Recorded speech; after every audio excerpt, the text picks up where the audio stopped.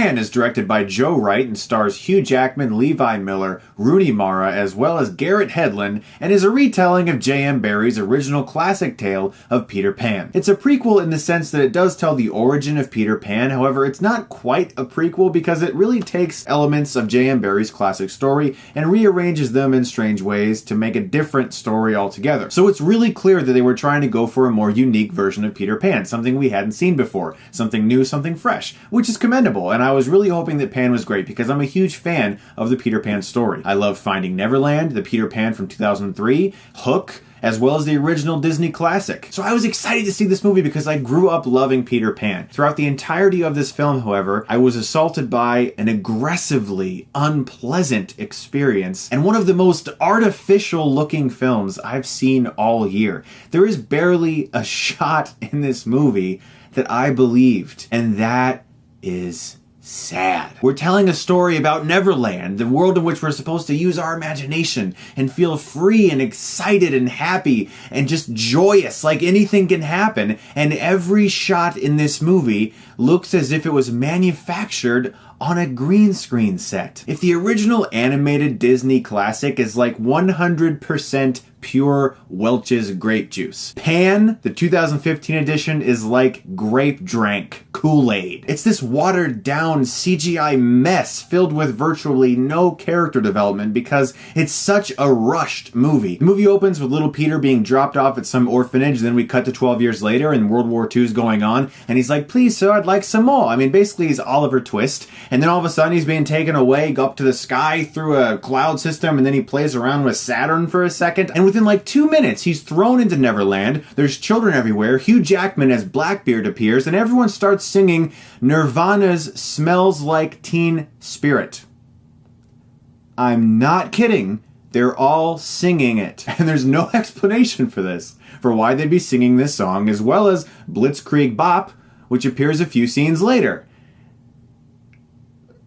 I sat there with my mouth dropped and my eyes squinted, watching Hugh Jackman sing Nirvana as Blackbeard, wondering what the hell I was looking at. As I already stated, the movie also tries to rearrange certain characters that we know and love, like Captain Hook and Peter Pan and Tiger Lily, and takes their positions in the story of Peter Pan and makes them out to be something else, to set up some other future of Peter Pan movies, or I don't know. And it just doesn't work. I never bought Rooney Mara as Tiger Lily. What a strange casting choice. Garrett Hedlund as Captain Hook. In this movie, this is what I call a teeth talker. He's like, "Hey, Peter Pan, I talk with my teeth. And just so you know, I kinda sound like Bones in the Star Trek movies. I don't know why I'm talking like this, but I'm Captain Hook, and this is how I talk." Now, I just heard my own voice talking like that, and I annoyed the shit out of myself. So imagine watching that for 2 straight hours and having it being one of the most beloved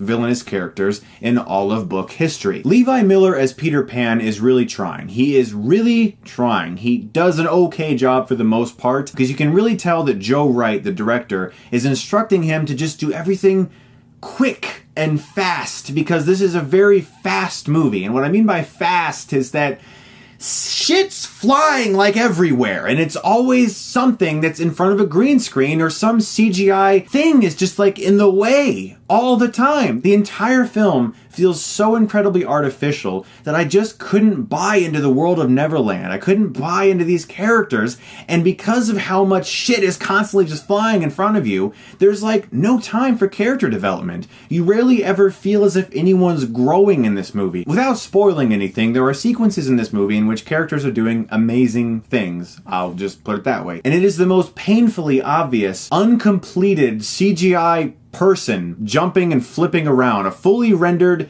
CGI person. I didn't believe it for even a second. It looked so fake. Hook from 1991, a movie that is 24 years old, made it look better.